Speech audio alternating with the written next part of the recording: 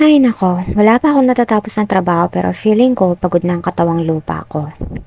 Anyway, bago ako magpatuloy, I'd like to introduce myself. Hi, my name is Chinky na nagmula sa bahay na magaganda from Cagayan Valley to Gigarao City.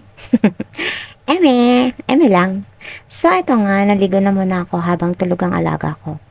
Magsasampay lang ako ng mga damit nila amo mamaya kasi pinaikot na ni amo ko bago siya umalis. So, bago ko nga gawin ang mga yun at eto, nag-a-apply muna ako ng mga pampaganda. Char. Oy, huwag kayong judgmental ha. Si amo mismo nagbigay sa akin yan from Japan. Bago nga pala ako naligo ay nagligpit lang ako ng mga kalat at laruan ng alaga ko. Pagkatapos nun ay naligo na ako. Dahil mamaya kapag nagising na ang alaga ko ay wala na akong oras para maligo.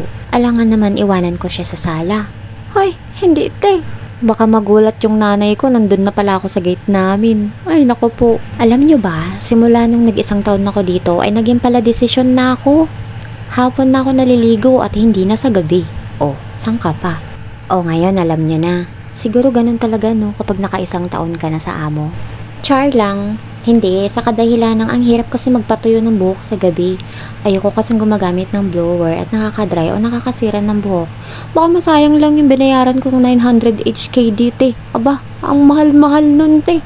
Parang yung pagmamahal ko sa kanya ba? Charis! Eto nga at magsasampay na ako ng mga towel at mga damit nila amo para mamaya wala na akong gagawin. Hindi na nga ako nakapaglinis ng display sa sala dahil masama ang pakiramdam ng alaga ko. Tapos ayaw pa niyang kumain. Ayaw din naman sa nanay, ako lang ang gusto.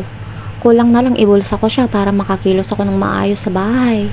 Sa mga oras na ito ay 3:00 na nga ng hapon at mamayang 3:30, kailangan ko nang gisingin ng alaga ko para mapainom ko siya ng gatas. So itong mga damit nga na ito ay dito ko nga sa kwarto isinasampay. Umaabot nga ng 2 araw bago matuyo maliban sa mga towel. Eto nga at ginising ko na para mapainom ko ng gatas.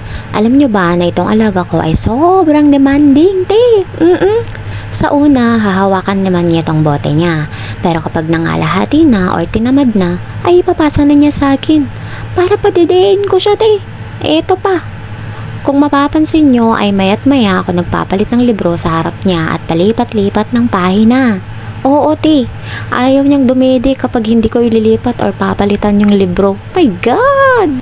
Sa araw-araw na ginawa ng Diyos, pahirapan ang pagpapadede sa alaga ko. Kaya araw-araw din ako nag-iipon ng pasensya. Mabuti na lang at mababait ang mga magulang nito. Kung hindi, baka hindi na kinaya ng powers ko, te.